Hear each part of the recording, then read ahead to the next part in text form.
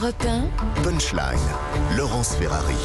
On se retrouve sur Europe 1 avec nos invités. Nous sommes avec Anne-Charlène Bézina, bonsoir. Bonsoir. Constitutionnaliste, avec Gilles Montré, essayiste, président d'Electis. Bonsoir à vous. Bonsoir. Bruno Jeudi de Paris Match qui arrive in extremis dans le studio. Bonsoir mon cher Bruno. On va parler de ce gouvernement, donc 41 ministres autour d'Elisabeth Borne. Parité à peu près respectée, 21 hommes, 20 femmes, mais seulement 5 femmes sur 16 ministres au poste de plein exercice, 6 femmes, 15 délégués et 9 femmes sur 10 secrétaires d'État. Donc voilà, c'est la parité, mais pas forcément sur des postes très importants.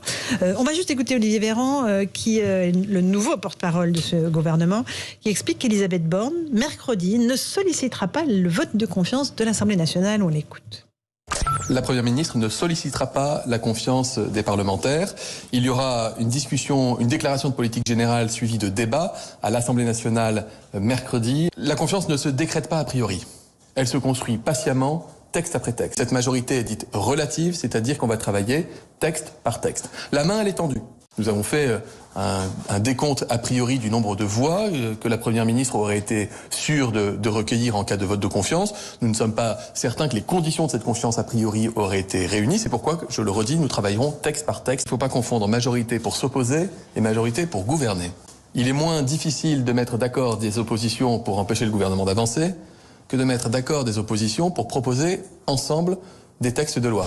Voilà pour Olivier Véran et ce vote de confiance. Anne-Charlène Bézina, est-ce que c'est véritablement un passage obligé de notre Constitution ou est-ce que c'est juste un usage en vérité ? Alors tristement, notre Constitution emploie bien l'impératif. Donc le gouvernement présente la confiance à partir du moment où il entre en poste. Néanmoins, le premier à rompre la tradition, c'est Georges Pompidou dès 1966 qui dit je présente ou je ne présente pas, c'est suivant mon désir.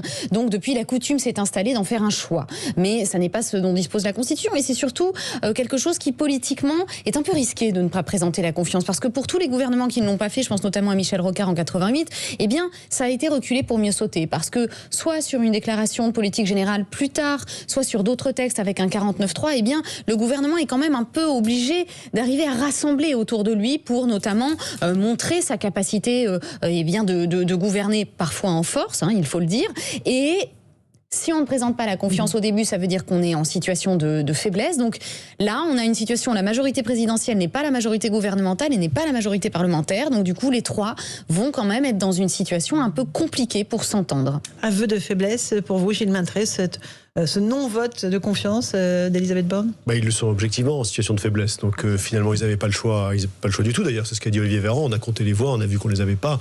Donc on ne va pas solliciter la confiance.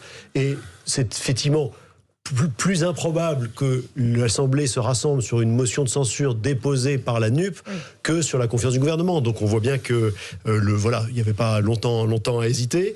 Non, ce qu'on peut relever, c'est que finalement la formule est élégante d'Olivier Véran. La confiance ne se décrète pas, elle se construit. Elle se construit, c'est très bien. Très mignon. Mais c'est intéressant d'entendre ça, alors que juste avant, on nous explique que la légitimité, en revanche, elle est là. Ça, il y a eu la présidentielle, législative, on a une légitimité.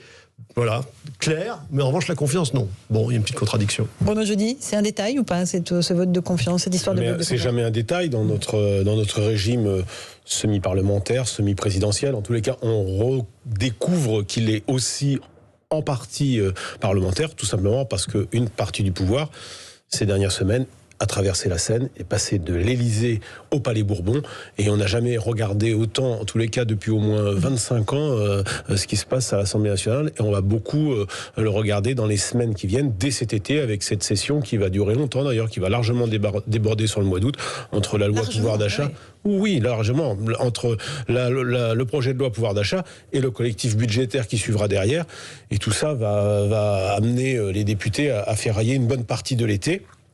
Je pense que ce gouvernement traduit, et les premiers propos du président en début de Conseil des ministres, traduit l'idée qu'il s'agissait d'abord de construire une équipe prête à ferrailler dans la tranchée, plutôt qu'il n'a pas réussi, au fond, à prendre des prises de guerre. À trouver des prises de guerre. On voit bien que sa force d'activité n'est plus celle qu'il avait en 2017 ou 2020 lorsqu'il a constitué l'équipe avec Jean Castex, c'est qu'il en était réduit à ouvrir au fond à l'intérieur de la majorité, consolider son socle politique en offrant 3 postes de plus à François Bayrou, et plus une promotion à Édouard Philippe, qui sont ses alliés. Et il a besoin de ses alliés, surtout qu'on a entendu ces dernières semaines François Bayrou entendre sa petite musique. Hein. Absolument. Donc il fallait absolument, j'allais dire, que tout le monde s'accroche au bastingage, parce que la traversée de la Seine ne va pas être très tranquille. Anne-Charnel Mazina, sur ce nouveau gouvernement, voilà. Bruno Le Maire reste numéro 2, Gérald Darmanin renforcé, ministère élargi aux Outre-mer, ce qui fait beaucoup réagir d'ailleurs les ultramarins.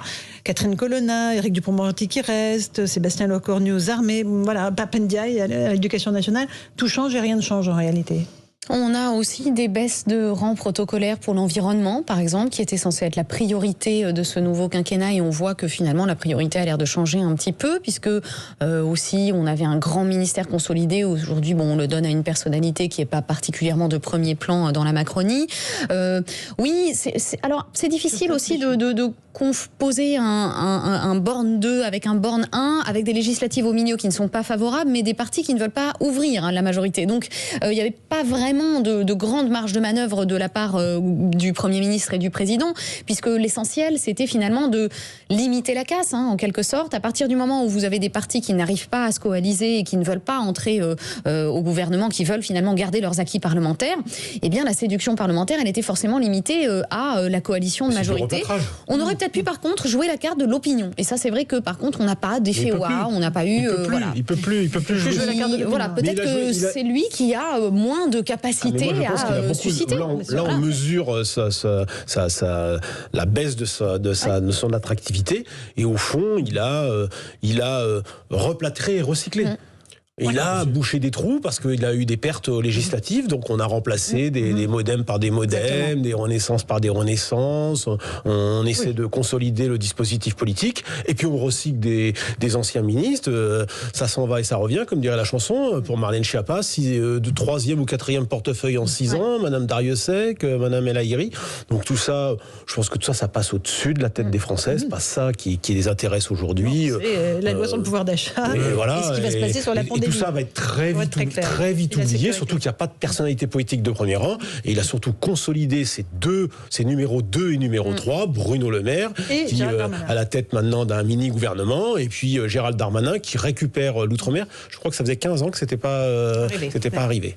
Gilles Maintré, sur le gouvernement ? Oui, moi je pense qu'il a remacronisé ou surmacronisé son gouvernement. Il est revenu un peu aux fondamentaux de 2017, c'est-à-dire à la fois sa garde rapprochée, on voit revenir Marlène Schiappa, qui pourtant sur BFM vendredi disait encore oui, je suis prêt à revenir, mais s'il m'appelle, c'est que vraiment je suis en fin de liste. Sarah El Haïry, et puis on voit aussi revenir des ministres de la société civile. C'était le coup de 2017, quand on a François Braun, non, c'est pas le même relief, mais c'est l'idée de on confie à des professionnels, même Laurence Boone. On prend des gens de la société civile reconnus pour leur mérite. Donc on rejoue le coup de 2017, mais sauf qu'on n'est pas en 2017. Sauf qu'on est en 2022, qui s'est passé, qui a eu des promesses qui n'ont pas été tenues. Et je pense que si ce mot de vote de confiance résonne tant dans l'actualité, pourquoi est-ce qu'on en parle alors que ce n'est qu'une question finalement de procédure ? C'est que ce mot confiance, ça interpelle tout le monde, tous les Français. Parce que quel est le problème de ce gouvernement ? C'est qu'il n'a pas la confiance, il n'a plus la confiance, et que de manière générale, au-delà d'Emmanuel Macron, il y a un problème de la confiance par rapport aux hommes politiques, à la classe politique, aux femmes politiques, et que refaire le même coup que 2017 alors que les promesses n'ont pas été tenues, ce n'est pas rajouter de la confiance. 54% quasiment d'abstention au second tour des législatives. Petite pause, on s'en retrouve tous les 4 dans un instant. On parlera de l'exfiltration de Damien Abad, visé par une plainte pour tentative de viol. À tout de suite.